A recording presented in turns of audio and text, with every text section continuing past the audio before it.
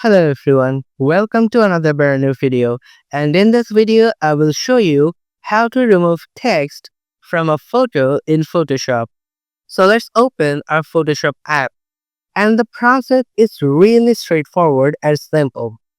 So first you have to do is unlock the layer by clicking on this padlock icon. It really helps you ease up the process and doesn't create any further complication when you do advanced edit. So once you remove the padlock, depending on the text, you can either select the marquee tools or the lasso tools.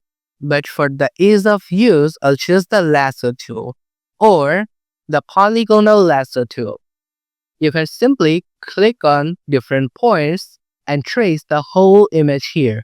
Make sure the complete text that you want to remove is covered in this area. And then click on Edit and go to Content Aware Fill. It will pop open the section. And here, as you can see on the preview window, the text has completely disappeared. And if you're happy with the result, hit OK and your text will be removed. If you found this video helpful, please give it a thumbs up. If you have any questions, comment below and we'll be more than happy to answer it for you. And if you want to see us more on your For You page, subscribe to our channel.